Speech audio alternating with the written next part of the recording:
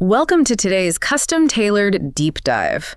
We're looking at a really fascinating stack of historical excerpts today from Fulvia, the most powerful woman of the late Roman Republic.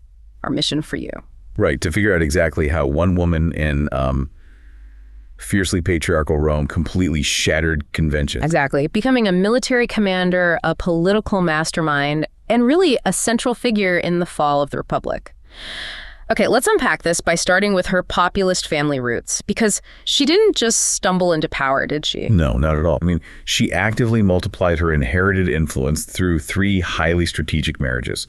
First to Clodius. And Curio. Right, and finally Mark Antony. She turned those alliances into a formidable political machine. And the sources make it clear she wasn't playing the, traditional passive domestic role. She was the power broker. The texts talk about her managing massive financial estates and mobilizing Clodius's armed street gangs. Yeah, but the scale of her authority really hits home when Antony was away in the East.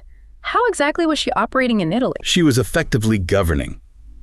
We're talking about a woman holding court in Antony's house, officially receiving petitions, mediating disputes between senators.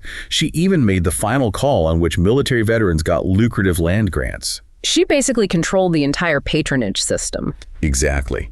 And that level of visible, unchecked power made her a massive target, especially during the bloody proscriptions of 43 BC. Right. These political purges were notoriously brutal, and there's a very specific pretty gruesome anecdote in Cassius Dio's account regarding Cicero, who is obviously a bitter political enemy of her husband's. How does that story actually go? Well, Dio claims that after Cicero was executed, Fulvia demanded his severed head.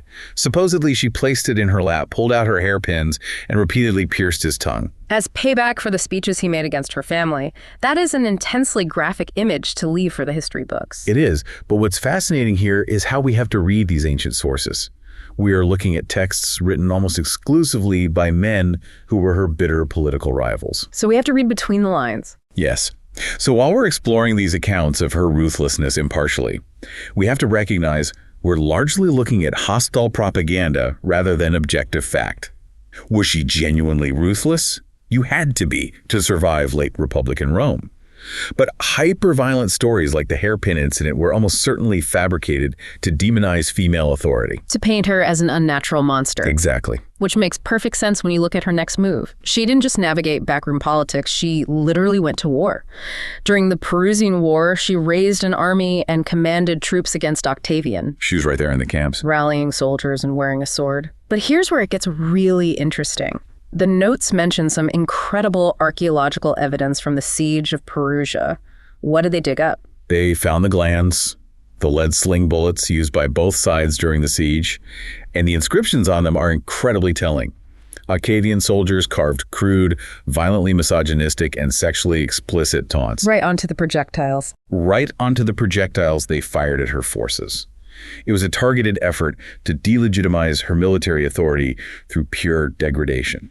It's striking to see that kind of visceral hatred literally preserved in lead. Yeah, it really is. If we connect this to the bigger picture, this is why her story matters to you today. You're looking at a 2,000-year-old masterclass in political smear campaigns. Because they couldn't easily beat her on the political stage. So they used highly gendered attacks to neutralize an unconventional threat.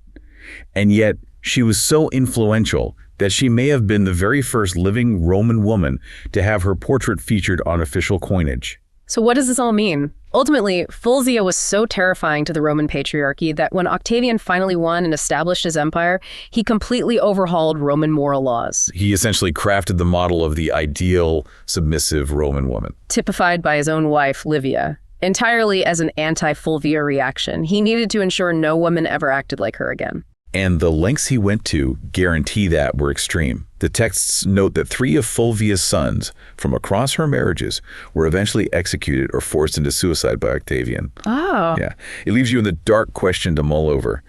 To build the Roman Empire, was it not enough for Octavian to just erase Fulvia's legacy? Did he feel he had to systematically exterminate her entire bloodline just to guarantee a woman of her magnitude could never rise again?